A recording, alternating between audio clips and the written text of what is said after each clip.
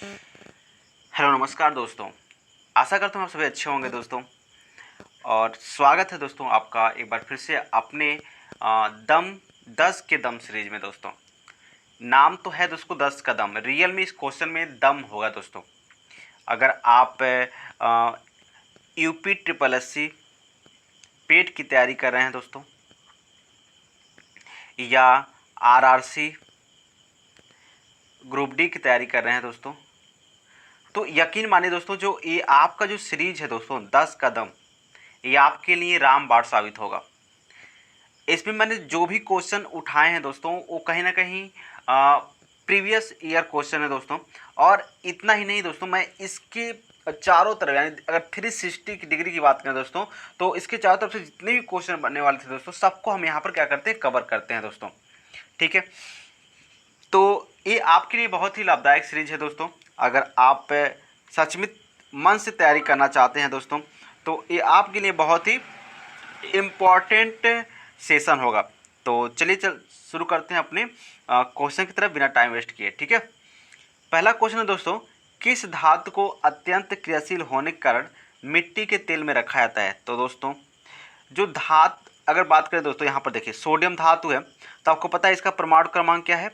इसका परमाणु क्रमांक कितना होता है, 11 होता है। आयोडीन दोस्तों, आयोडीन पता है आपको, ये किसमें पाया जाता है, तो जो हमारा नमक होता है दोस्तों, इसमें आयोडीन पाया जाता है। और आयोडीन का कार्य क्या होता है दोस्तों, तो आयोडीन का कार्य ये है दोस्तों, जो हमारे क्या होते हैं, थायराइड हार मतलब ग्रंथि होती है, ठीक है, उसकी वृद्धि को क्या करती है, नियंत्रित करती है। यानी जिस आयोडीन की कमी से जो घेका रोग होता है दोस्तों, उसको क्या करती है, कम करता है। ठीक है, और कैल्शियम दोस्तों, इसका परमाणु क्रमांक कितना होता है, 20 होता है दोस्तों।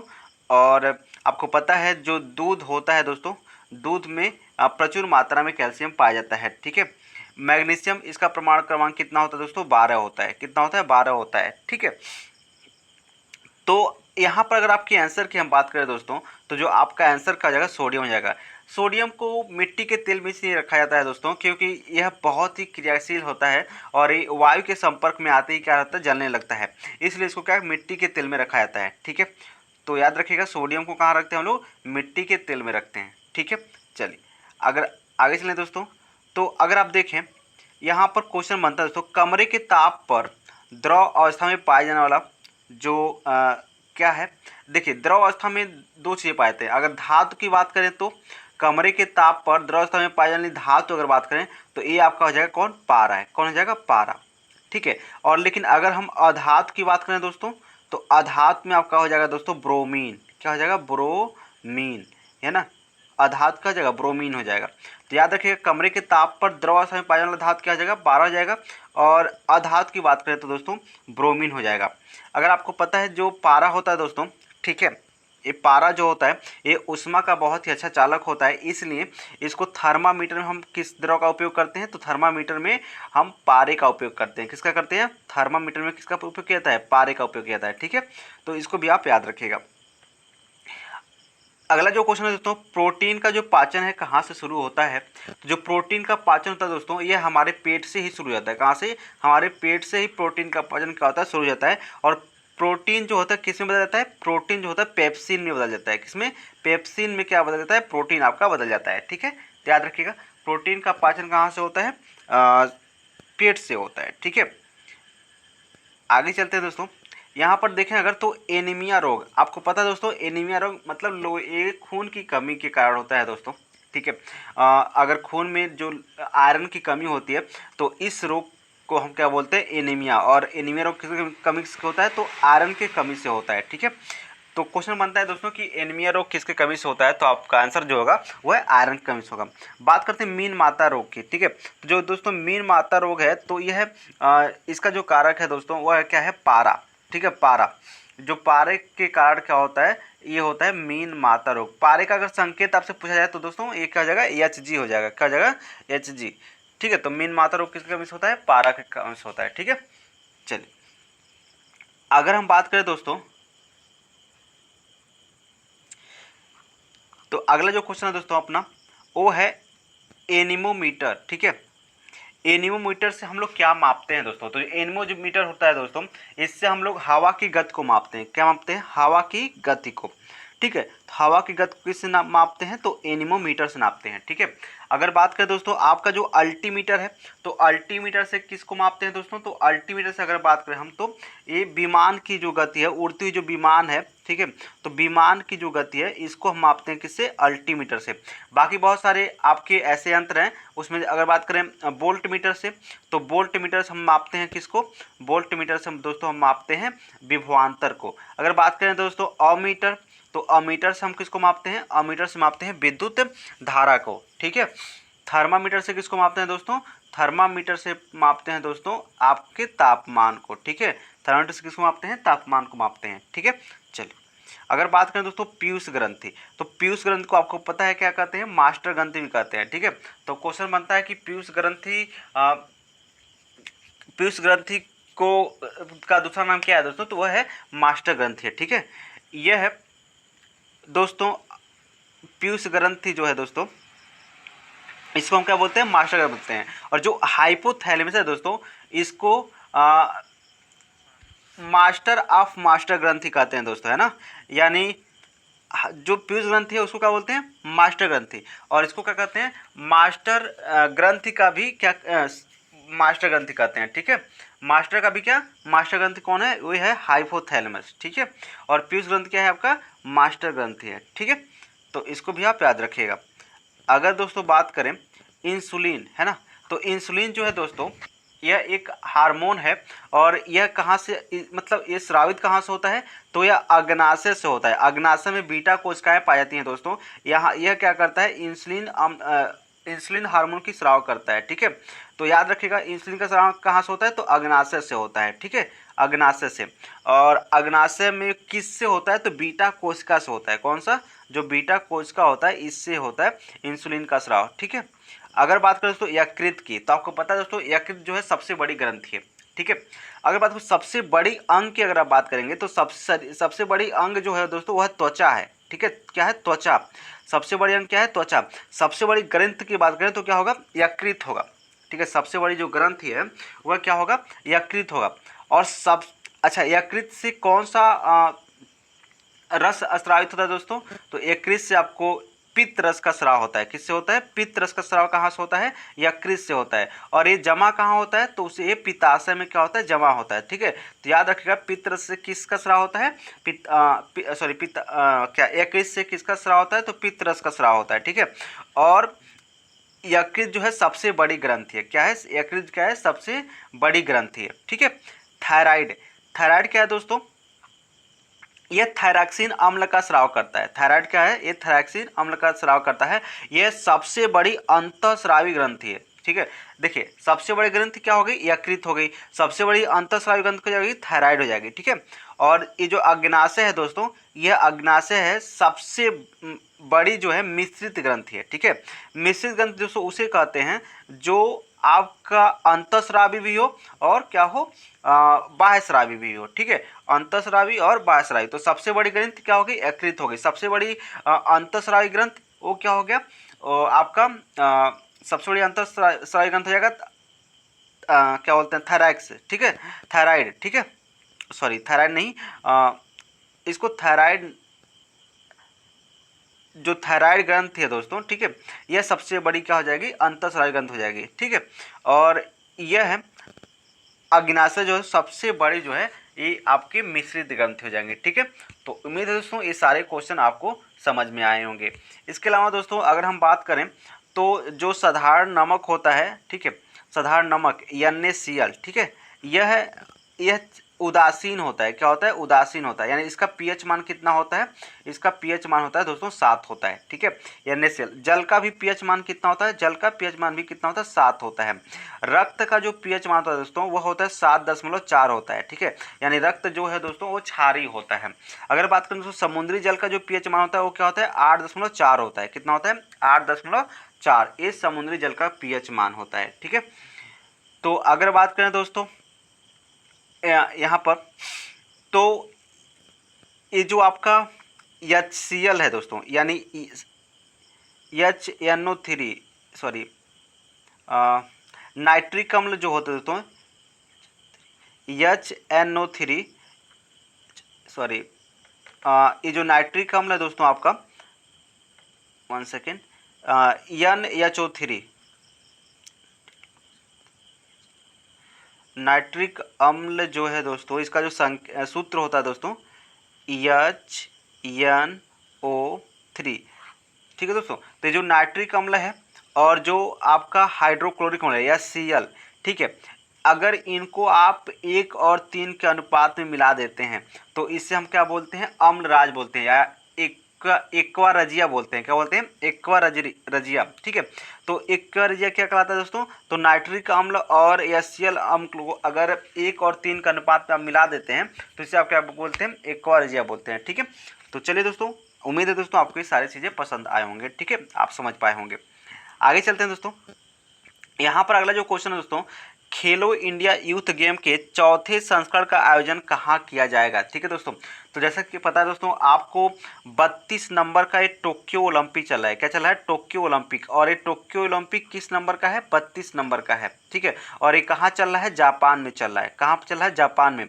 हाल ही में दोस्तों इस ओलंपिक में जो मीराबाई चानू है, ठीक है, कौन है, मीराबाई चानू है। यह क्या है, एक वेट लिफ्टर है दोस्तों, और इन्होंने क्या किया है, कांस्य पदक जीता है। क्या जीता है, कांस्य पदक। और किस वर्ग में दोस्तों, तो 49 kg के वर्ग में इन्होंने क्या जीता है, कांस्य पदक जीता है, ठीक है। और इन्होंने कितना वेट उठाया दोस्तों, तो 202 किग्रा इन्होंने क्या किया है, वेट उठाया हुआ है, ठीक है। अगर बात करें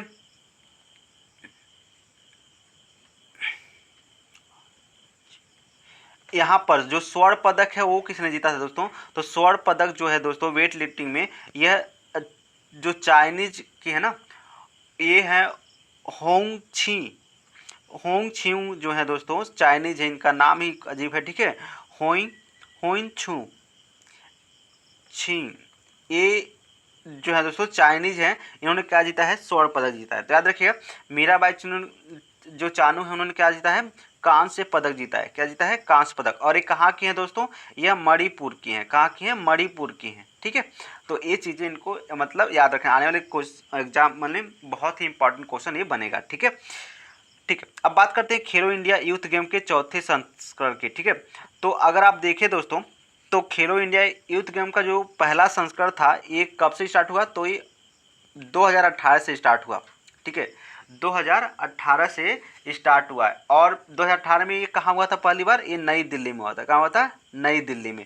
उसका दोस्तों 2019 में कहाँ हुआ, तो 2019 में दोस्तों यह हुआ आपका महाराष्ट्र में, महाराष्ट्र के पुणे में हुआ था। कहाँ हुआ था, देखिए पहला संस्करण कहाँ हुआ था, स्टार्ट जो हुआ था 2018 से स्टार्ट हुआ था नई दिल्ली में, है ना। दूसरा संस्करण क्या हुआ, महाराष्ट्र के पुणे में। और जो तीसरा संस्करण है दोस्तों, ठीक है, ये कहाँ हुआ था, गुवाहाटी में हुआ था, गुवाहाटी, ठीक है। तीसरा संस्करण कहाँ हुआ था, गुवाहाटी, जो कहाँ है, असम में है, ठीक है। तो चौथे संस्करण की बात करें दोस्तों, तो यह है 2020 में 2021 में होने वाला था दोस्तों, है ना। 2021 में देखिए 18 में आपका पहला संस्करण हुआ था, 19 में दोस्तों दूसरा संस्करण, 2020 में दोस्तों यह तीसरा संस्करण, और 2021 में दोस्तों यह चौथा संस्करण होने वाला था। कहाँ, हरियाणा पंचकुला में, है ना। कहाँ होना था, हरियाणा पंचकुला में। लेकिन कोविड-19 की वजह से दोस्तों यह अब 2022 में होगा। और कहाँ होगा, हरियाणा में होगा, लेकिन कहाँ होगा, 2022 में होगा, ठीक है। तो याद रखिएगा, खेलो इंडिया जो गेम है इसका चौथा संस्करण कहाँ होगा, हरियाणा में होगा, ठीक है। चलिए आगे चलते हैं दोस्तों। अगर बात करें दोस्तों, तो हमने बता दिया कि इसकी शुरुआत कब हुई थी, 2018 में हुआ था, है ना। 2018 में हुआ था, कहाँ पर, नई दिल्ली में।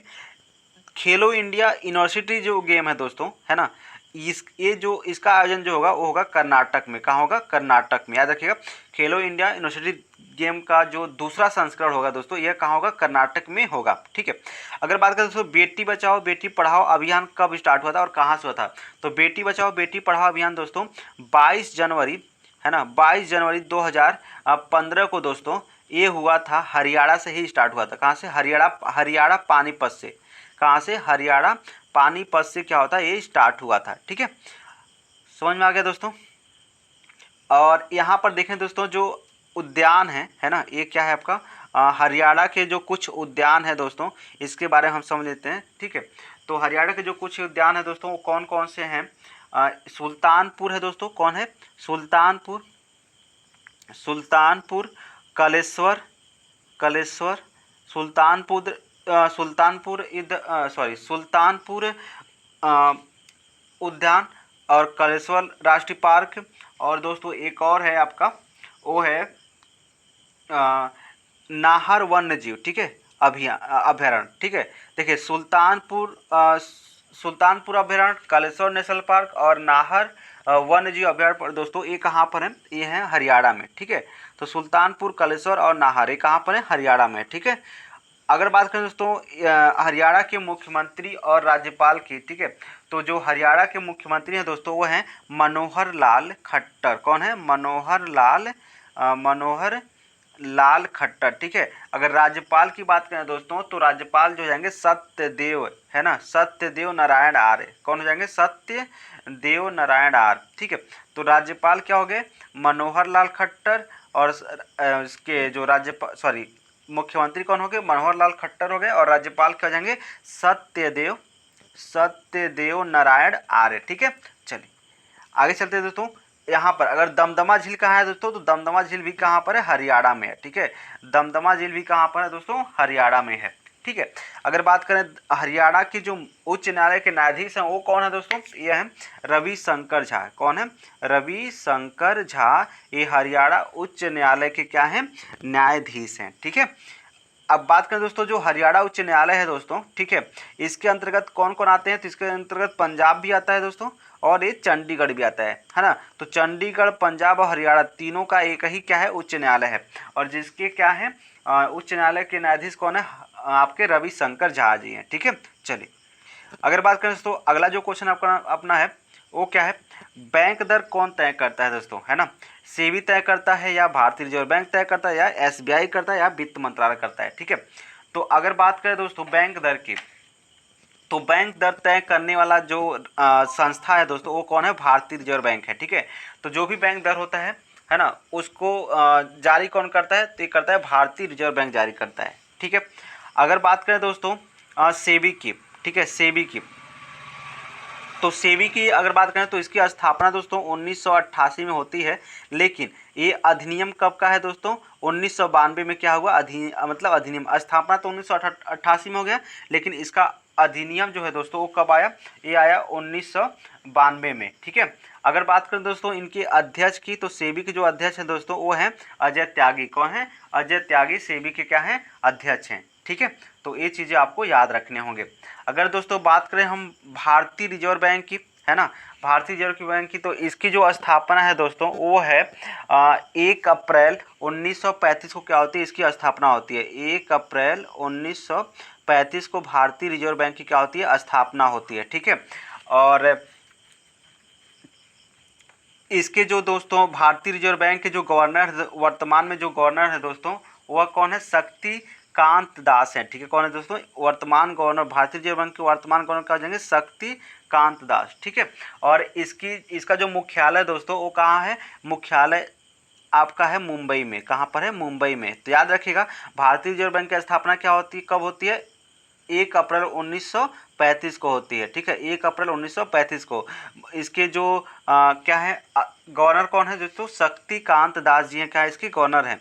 इसके जो मुख्यालय दोस्तों कहाँ पर है, मुख्यालय इसका मुंबई में है। ठीक है, कहाँ पर है, मुंबई में। और इसमें 4 जो दोस्तों है ना, 4 क्या है, डिप्टी गवर्नर हैं। कौन है, देखिए भारतीय रिजर्व बैंक में एक तो गवर्नर होते हैं और 4 क्या होते हैं, डिप्टी गवर्नर होते हैं। जो नवीनतम है दोस्तों वह है टी रविशंकर, है ना। तो भारतीय रिजर्व बैंक के जो नवीनतम डिप्टी गवर्नर हैं वो क्या है, टी रविशंकर जी हैं, भारतीय रिजर्व बैंक के नवीनतम डिप्टी गवर्नर। ठीक है, तो याद रखिएगा भारतीय रिजर्व बैंक से इतने क्वेश्चन आपसे बन सकते हैं। अब यहाँ देखिए अगर बात करें तो एसबीआई की, ठीक है, एसबीआई की बात करें दोस्तों तो एसबीआई में क्या है दोस्तों, इसकी सबसे पहले क्या हुआ दोस्तों कि 1921 में क्या हुआ, 1921 में जो आपके चेन्नई था, चेन्नई बैंक, है ना, इसको मद्रास बैंक भी कह सकते हैं। चेन्नई बैंक हो गया दोस्तों, कोलकाता बैंक है ना, और महाराष्ट्र बैंक है ना, कोलकाता बैंक और महाराष्ट्र बैंक। ठीक है, ये आपस में तीनों क्या होते हैं दोस्तों, ये तीनों आपस में मिलते हैं। कौन कौन? चेन्नई बैंक, कोलकाता बैंक और चेन्नई बैंक, हाँ कोलकाता बैंक और आपके महाराष्ट्र बैंक, ये तीनों आपस में मिलते हैं कब? 1921 में। और इन तीनों से मिलने के बाद क्या बनता है इंपीरियल बैंक। क्या बनता है? Imperial bank. और दोस्तों इस इंपीरियल बैंक का क्या होता है, 1955 में क्या होता है, राष्ट्रीयकरण हो जाता है। और 1955 में इसका जब राष्ट्रीयकरण होता है दोस्तों, तो यहाँ से बनता है दोस्तों एसबीआई बैंक। क्या होता है? एसबीआई बैंक यहाँ से बनता है। तो अगर हम आपसे बात करें तो एसबीआई बैंक की स्थापना की अगर आप बात करेंगे तो कब होगा? 1955 में। और इंपीरियल बैंक कब बना? 1921 में। इंपीरियल बैंक किन तीन बैंकों से मिलकर बना? तो चेन्नई, मद्रास और कोलकाता, चेन्नई, महाराष्ट्र और कोलकाता बैंक जब आपस में मिले तो एक क्या बना? आपका इंपीरियल बैंक बना। ठीक है, तो ये चीज़ें आपको याद रखने होंगे। अगर बात करें दोस्तों, आगे चलते हैं दोस्तों, तो यहाँ पर देखिए भारतीय रिजर्व बैंक की बात की था हमने। तो अगर भारतीय रिजर्व बैंक का हमने बात किया था तो क्या होगा? इसका स्थापना जो है दोस्तों, भारतीय रिजर्व बैंक की स्थापना कब हुई थी? तो 1 अप्रैल 1935 को, है ना, 1 अप्रैल 1935 को इसकी स्थापना हुई थी। और इसके जो गवर्नर है दोस्तों कौन है? शक्तिकांत दास जी इसके क्या है? गवर्नर है। इसमें 4 डिप्टी गवर्नर होते हैं, 1 गवर्नर और 4 डिप्टी गवर्नर होते हैं। ठीक है, और एसबीआई की हमने बात कर ली है दोस्तों। अगर बात करें तो वित्त मंत्रालय की, है ना, तो वित्त मंत्रालय की जो गठन दोस्तों कब हुआ था? वो 1946 में हुआ था। ठीक है, वित्त मंत्रालय का गठन कब हुआ था? 1946 में।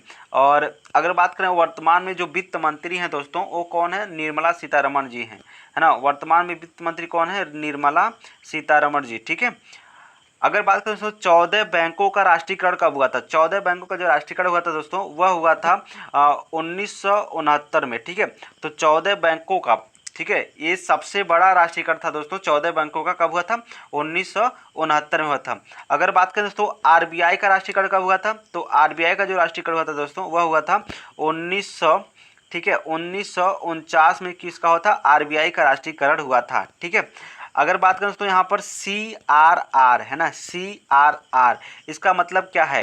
कैश रिजर्व, और आपका दोस्तों ये आपका हो जाएगा क्या?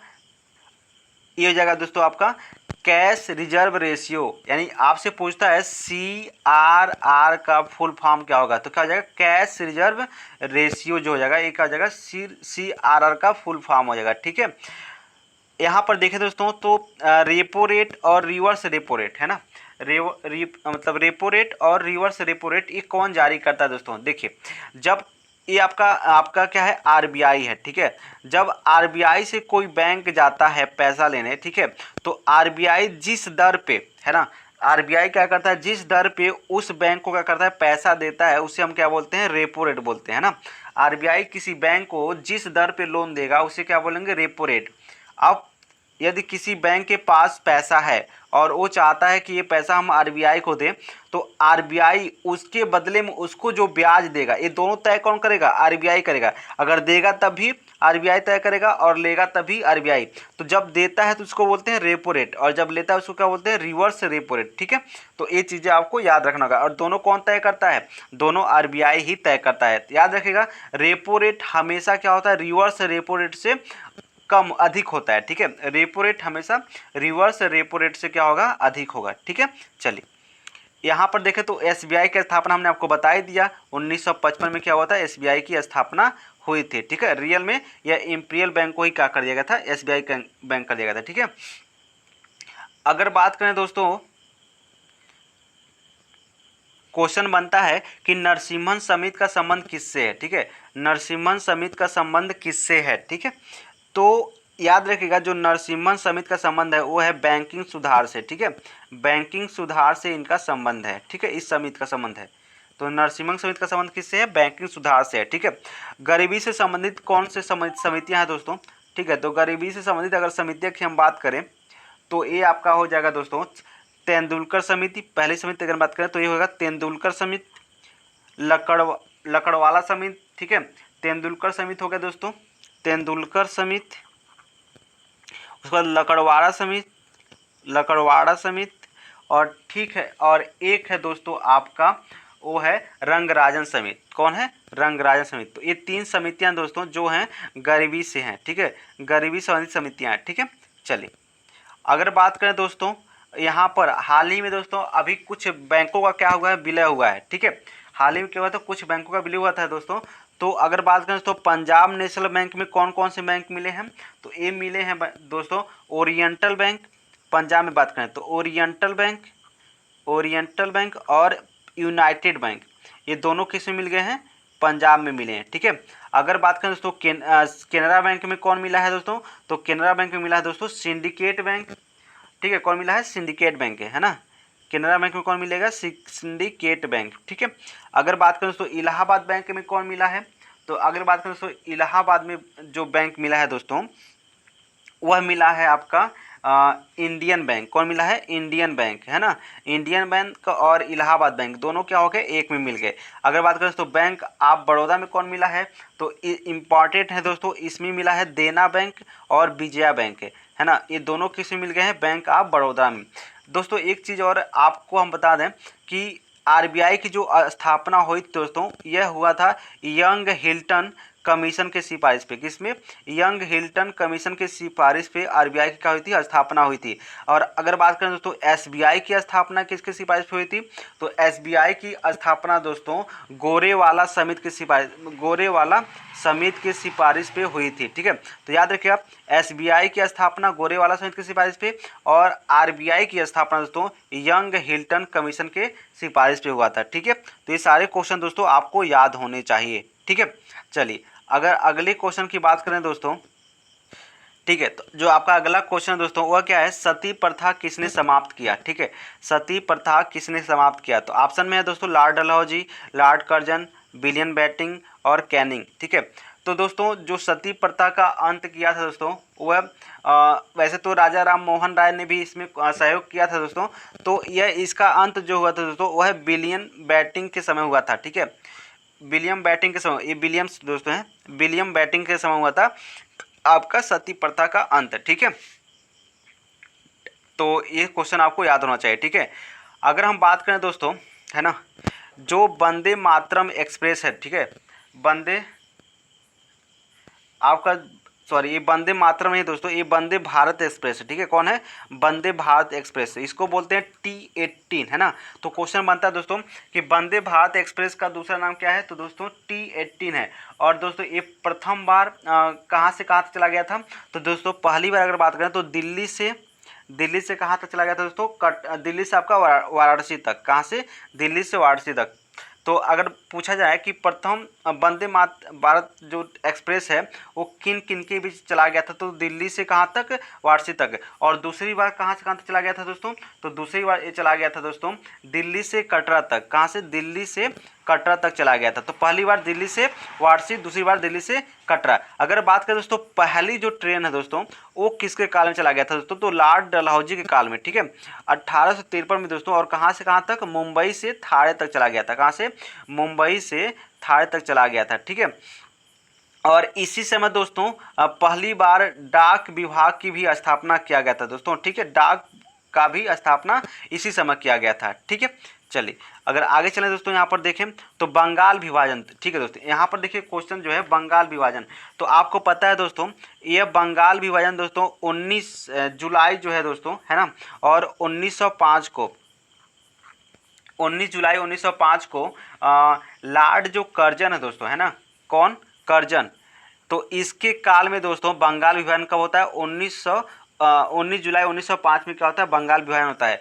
और ये लागू कब होता है दोस्तों, तो यह लागू कब होता है दोस्तों, ये होता है 16 अक्टूबर 1905 को क्या होता है? लागू हो जाता है। यानी देखिए जुलाई में स्टार्ट हुआ और 16 अक्टूबर 1905 में क्या हो गया? ये लागू हो गया। बंगाल विभाजन के खिलाफ दोस्तों इससे क्वेश्चन क्या बनता है कि बंगाल विभाजन मतलब किसके काल में हुआ, ज़्यादा इंपॉर्टेंट क्वेश्चन यही है ना। तो बंगाल विभाजन दोस्तों किसके काल में हुआ? कर्जन के काल में हुआ, ठीक है। इसके खिलाफ दोस्तों एक आंदोलन चला, उसको बोलते हैं दोस्तों स्वदेशी आंदोलन। क्या बोलते हैं? स्वदेशी आंदोलन।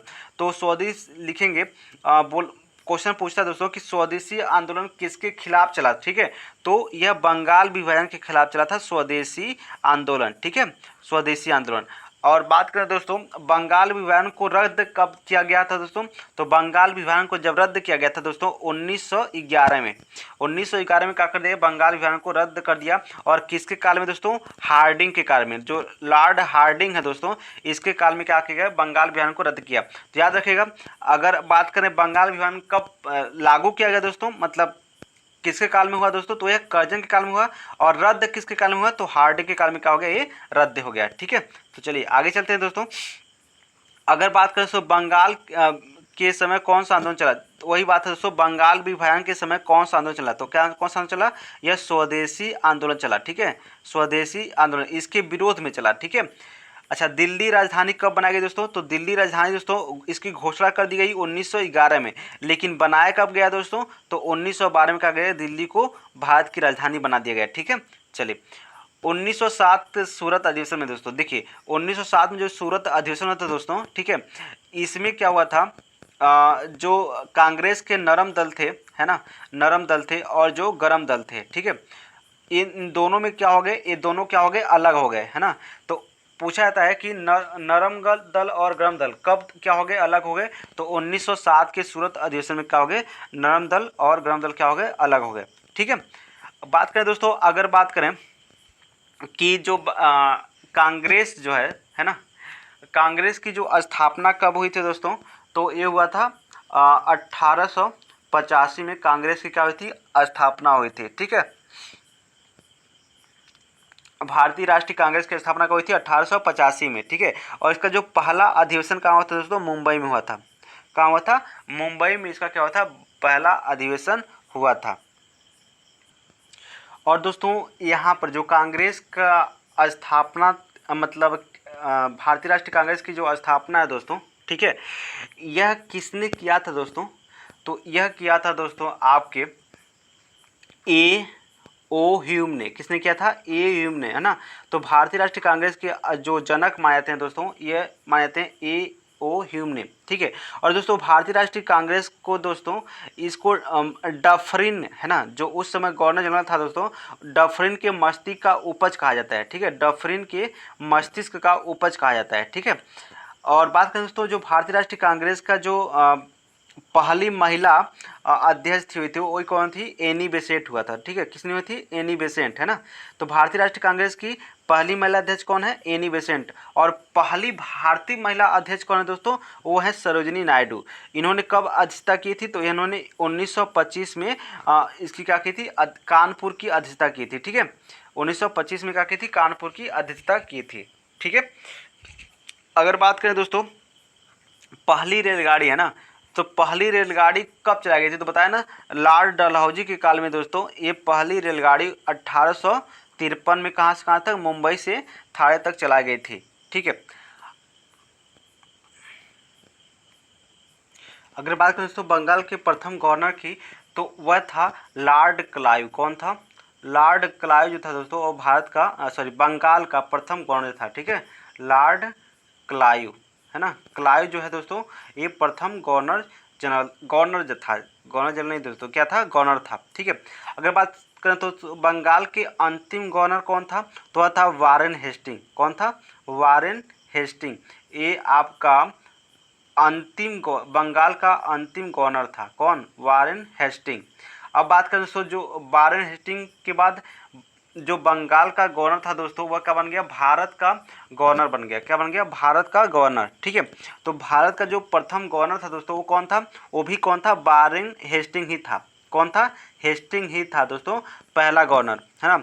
भारत का जो प्रथम गवर्नर जनरल था दोस्तों, है ना, सॉरी, यहाँ पर देखें दोस्तों, तो फिर से अगर बात करें बंगाल का जो प्रथम गवर्नर, है ना, तो प्रथम गवर्नर कौन था, क्लाइव था। कौन था, क्लाइव। प्रथम गवर्नर कौन था, क्लाइव था। और अंतिम गवर्नर कौन था, तो वह था हेस्टिंग। कौन था, हेस्टिंग जो था, वारेन हेस्टिंग, यह अंतिम गवर्नर था। ठीक है, बंगाल का प्रथम गवर्नर जनरल कौन हुआ दोस्तों, तो जो बंगाल का प्रथम गवर्नर जनरल हुआ, वो भी कौन हुआ, हेस्टिंग ही हुआ। देखिए, बंगाल का अंतिम गवर्नर कौन है, हेस्टिंग है। और बंगाल का अंतिम गवर्नर जनरल, प्रथम गवर्नर जनरल, वो भी कौन है, हेस्टिंग है। ठीक है, अब बात करते हैं बंगाल का अंतिम गवर्नर जनरल कौन होगा, तो ये था दोस्तों विलियम बेंटिंग। कौन था, विलियम विलियम बेंटिंक था। ठीक है, कौन था? जो विलियम बेंटिंक था दोस्तों, यह क्या था? बंगाल का अंतिम गवर्नर जनरल था। ठीक है, अब देखिए अब क्या होगा कि गवर्नर जनरल के पद को भी हटा दिया गया और जो बंगाल का गवर्नर जनरल था दोस्तों, उसको भारत का गवर्नर जनरल बना दिया गया था। तो अगर बात पूछा जाए आपसे कि भारत का प्रथम गवर्नर जनरल कौन है दोस्तों, तो जो भारत का प्रथम गवर्नर जनरल है दोस्तों, वह भी कौन है? विलियम बेंटिंक ही है। ठीक है, भारत का प्रथम गवर्नर जनरल कौन है? विलियम बेंटिंक ही है। ठीक है, और पूछे कि भारत का अंतिम गवर्नर जनरल कौन है दोस्तों, तो यह है कैनिंग। कौन है? कैनिंग। भारत का जो अंतिम गवर्नर जनरल है क्या है? कैनिंग है।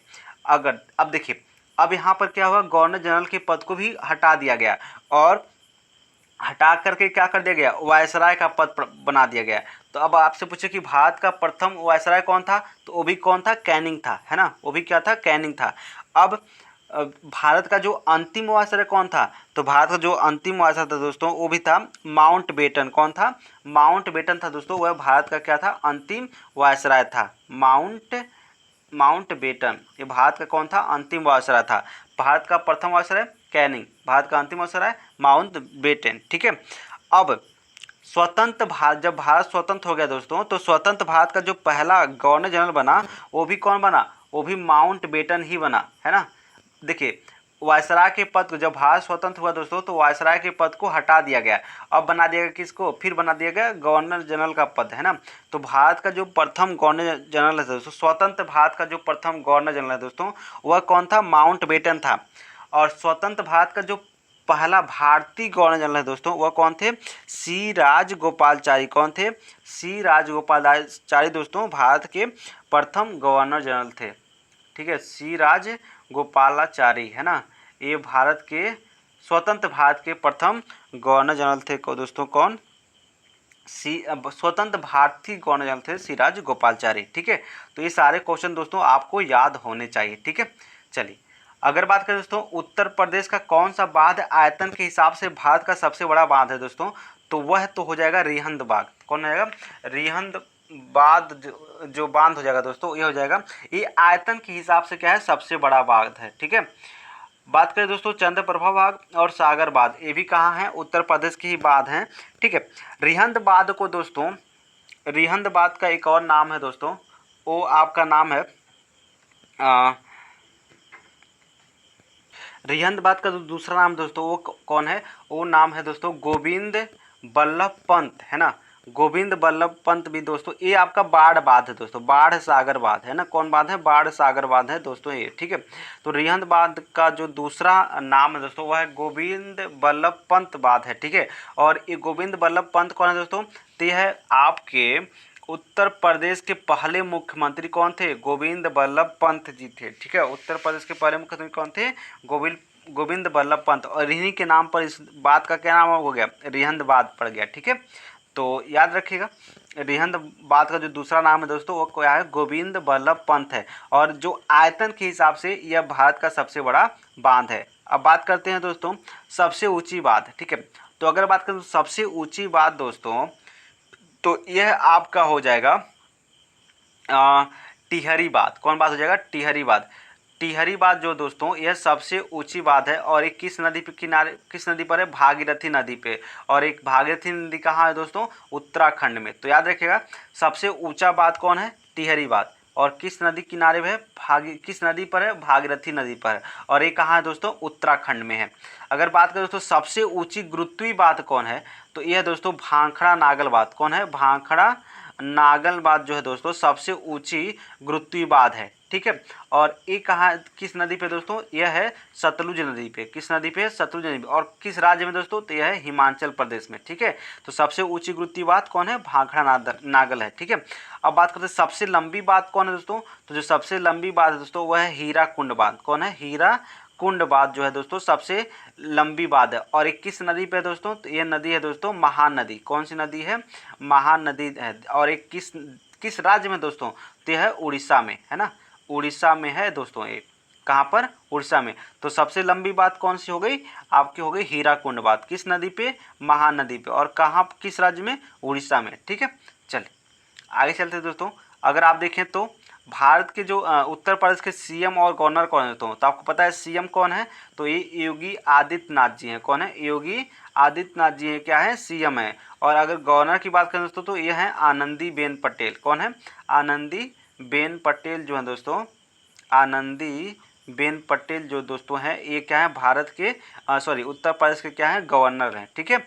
अगर बात करें दोस्तों उत्तर प्रदेश में जो न्यायाधीश हैं, ठीक है, वो कौन है, तो उत्तर प्रदेश के जो दोस्तों न्यायाधीश हैं, ठीक है, वो आपके हैं यहाँ पर न्यायाधीश की अगर बात करें तो ये है संजय यादव। कौन है, संजय यादव जी हैं उत्तर प्रदेश के न्यायाधीश। ठीक है।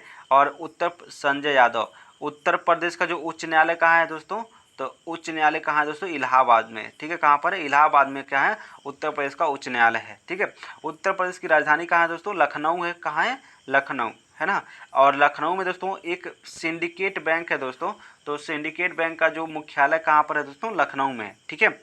यहाँ पर देखें दोस्तों तो जेवर अंतर्राष्ट्रीय हवाई अड्डा है ना, जेवर अंतर्राष्ट्रीय हवाई अड्डा, ठीक है, यह बनाया कहाँ जा रहा है दोस्तों, तो ये बनाया जा रहा है नोएडा में। कहाँ पर, नोएडा में। जेवर अंतर्राष्ट्रीय हवाई अड्डा कहाँ बन रहा है, नोएडा में। और ये कहाँ पर है, उत्तर प्रदेश में है। ठीक है। यहाँ पर देखें दोस्तों तो जो ट्रांसजेंडर यूनिवर्सिटी है दोस्तों, ट्रांसजेंडर यूनिवर्सिटी की बात करें दोस्तों तो ये भी कहाँ पर है, ये कुशीनगर में। कहाँ पर है, कुशीनगर में। ट्रांसजेंडर यूनिवर्सिटी कहाँ पर है दोस्तों, कुशीनगर में है। T+2 अवार्ड जो दोस्तों पीलीभीत टाइगर रिजर्व है दोस्तों, है ना, पीलीभीत टाइगर रिजर्व, ये भी उत्तर प्रदेश में है दोस्तों। और इसको कौन सा अवार्ड मिला है, T+2 अवार्ड मिला है।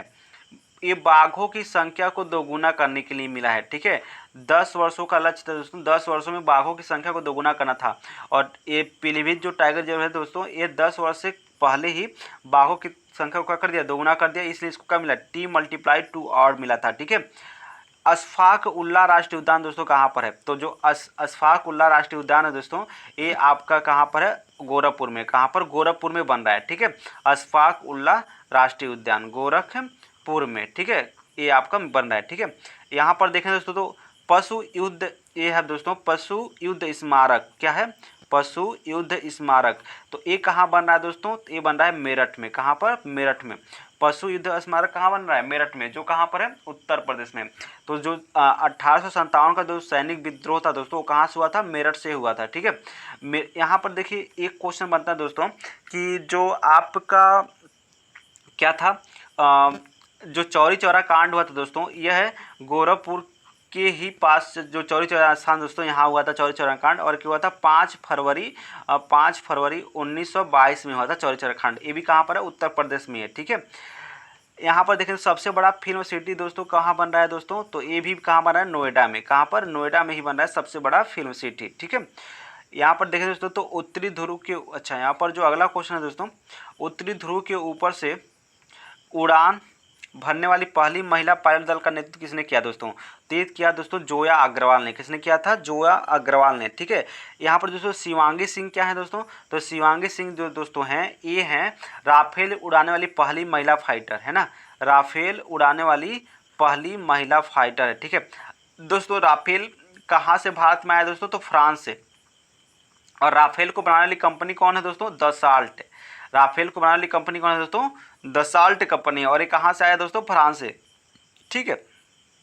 और दोस्तों अगर बात करें यहाँ पर देखिए हरित कौर देओल, ये कौन है दोस्तों, जो हरित कौर देओल है दोस्तों, ये कौन है, तो ये पहली महिला पायलट हैं। ठीक है, कौन है, पहली महिला पायलट कौन है, हरित कौर देओल। देखिए ये उत्तरी ध्रुव से उड़ान भरने वाली जो दल था दोस्तों, उसके क्या है, ये मतलब लीडर हैं। और शिवांगी सिंह जो है पहली महिला जो हैं, जो जिन्होंने राफेल उड़ाया था। ठीक है। हरित कौर देओल जो है ये पहली महिला पायलट हैं। ठीक है। चलिए अगर बात करें दोस्तों अंटार्कटिक में स्थापित अनुसंधान जो केंद्र है दोस्तों, इसमें भारत का जो अनुसंधान केंद्र है कौन कौन है। ठीक है। तो अगर बात करें दोस्तों एक कौन है आपका, दक्षिण गंगोत्री है। ठीक है, कौन है, दक्षिण गंगोत्री है। और 3 अनुसंधान केंद्र दोस्तों, दक्षिण गंगोत्री, मैत्री और कौन है दोस्तों, भारती, है ना। तो ये 3 अनुसंधान केंद्र हैं जो अंटार्कटिक में स्थापित किया गया है दोस्तों। ठीक है। ये जी लक्ष्मी कौन है दोस्तों, तो ये जी लक्ष्मी जो है दोस्तों पहली महिला रेफरी हैं। ठीक है, पहली महिला रेफरी कौन है दोस्तों, जी लक्ष्मी है। ठीक है। यहाँ पर देखें दोस्तों तो एक क्लेयर पोलोसाक है। ठीक है दोस्तों, यहाँ पर देखें दोस्तों क्लेयर पोलोसाक है दोस्तों। ठीक है, एक कौन है दोस्तों, तो भारतीय पुरुष क्रिकेट में अंपायरिंग करने वाली पहली महिला जो अंपायर बन गई हैं कौन? क्लेयर प्लोसाक। ठीक है। मौत की सज़ा सॉरी यहाँ पर जो दोस्तों मौत की सज़ा को माफ़ करने वाला, ख़त्म करने वाला जो देश है दोस्तों वो कौन बन गया है? ठीक है। तो जो कजाकिस्तान है दोस्तों, है ना, कजाकिस्तान, ये मौत की सज़ा को माफ़ करने वाला दोस्तों ये पहला देश बन गया है दोस्तों। ठीक है। और अगर बात करें दोस्तों कजाकिस्तान की, तो ये सबसे बड़ा लैंडलॉक कंट्री है। ठीक है। तो सबसे बड़ा लैंडलॉक कंट्री कौन है दोस्तों? कजाकिस्तान है।